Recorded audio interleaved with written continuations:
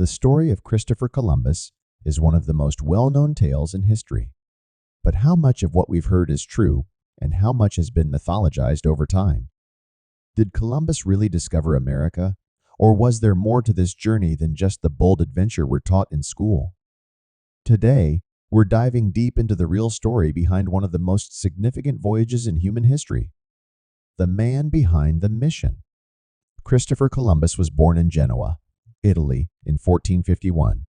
He wasn't royalty, but he had a fascination with exploration from a young age. At the time, European powers were searching for new trade routes to the East Indies, primarily for spices, silk, and other valuable goods. But there was a problem: the land routes were long and dangerous, and the sea routes around Africa were controlled by the Portuguese. Columbus believed he had a solution. Instead of traveling east, why not head west? He theorized that by sailing directly across the Atlantic Ocean, he could reach the eastern shores of Asia faster. But there was a catch: most people at the time vastly underestimated the size of the Earth, including Columbus. He thought Asia was much closer than it actually was, not realizing there were two massive continents in the way. Seeking support. To make his daring voyage, Columbus needed ships, supplies, and men. For years, he sought funding from various European monarchs, including the kings of Portugal and England, but he was repeatedly rejected. It wasn't until 1492, after years of persistence, that he finally convinced Queen Isabella and King Ferdinand of Spain to sponsor his expedition. Spain, newly unified and eager to compete with Portugal in global exploration, agreed to finance Columbus's voyage in the hopes of gaining new wealth and spreading Christianity to foreign lands.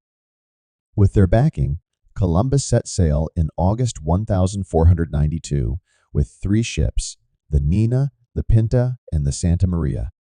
The fateful journey.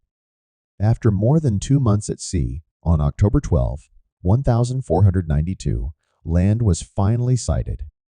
But Columbus didn't land in Asia as he expected. Instead, he had reached the islands of the Bahamas in the Caribbean. He and his crew had no idea they had stumbled upon a completely new landmass, and Columbus, convinced he was in the East Indies, referred to the native people as Indians. Over the course of his 4 voyages, Columbus explored several Caribbean islands, parts of Central America, and the northern coast of South America.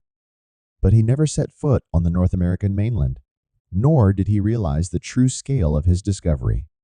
The consequences of discovery. While Columbus's journey opened the door for European exploration and colonization of the Americas, it also marked the beginning of immense suffering for the indigenous peoples. His arrival brought with it the spread of diseases, violence, and enslavement that would devastate the native populations. The discovery of America was not a peaceful encounter, but the start of centuries of colonization that reshaped the world in profound ways. Columbus himself returned to Spain as a hero, but his later voyages were less successful. He faced challenges from other explorers and lost favor with the Spanish crown. He died in 1506, still believing he had found a new route to Asia. The legacy of Columbus. Today, Christopher Columbus is a controversial figure. While his voyages undeniably changed the course of history, his legacy is debated due to the treatment of the indigenous populations and the consequences of European colonization. In some places, Columbus is celebrated as a brave explorer, while in others, he is seen as a symbol of oppression. The story of Columbus reminds us that history is often more complex than the simplified narratives we learn in school. His voyages marked the beginning of an era of exploration and conquest that would shape the world for centuries to come. But at the same time, they serve as a stark reminder of the costs that often accompany such discoveries.